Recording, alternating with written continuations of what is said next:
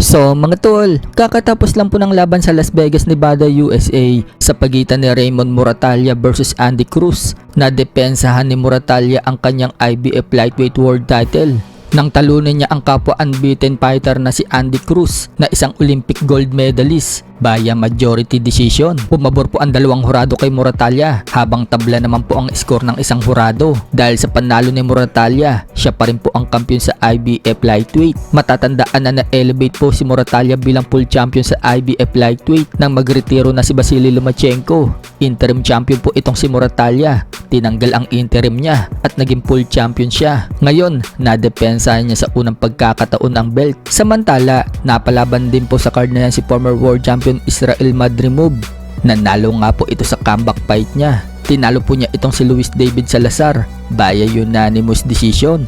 Muntik pang manakaut ni Madrimov itong si Salazar. Gurugi na po kasi ito sa final round pero inabutan pa ng time.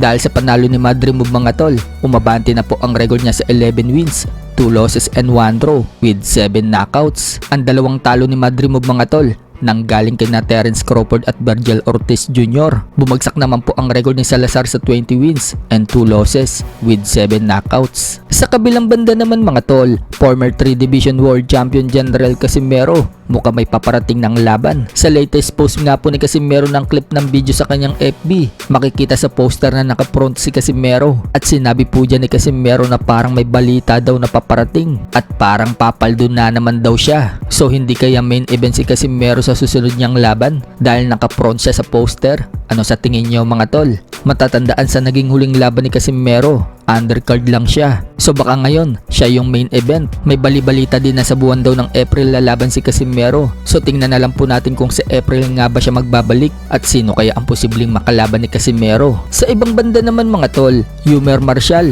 pinabagsak ang ka-sparring na champion. Yan po ang post ni Marvin Mabait TV. Makikita nga po dyan mga tol na tinamaan ni Yumer ng right hook itong ka-sparring niya na siyang nagpabagsak dito. Pero wala pong binanggit sa post mga tol kung sinong kampiyon ang naka-sparring ni Yumer. Sa iba pang balita mga tol, dinidiscuss na po ang potensyal na laban ng Tenzin Nasukawa versus Juan Francisco Estrada na balak mangyari sa buwan ng April sa Tokyo. Mukhang sa bantamweight ang laban ng yan mga tol. Sa bantamweight na po kasi lumalaban itong si Estrada.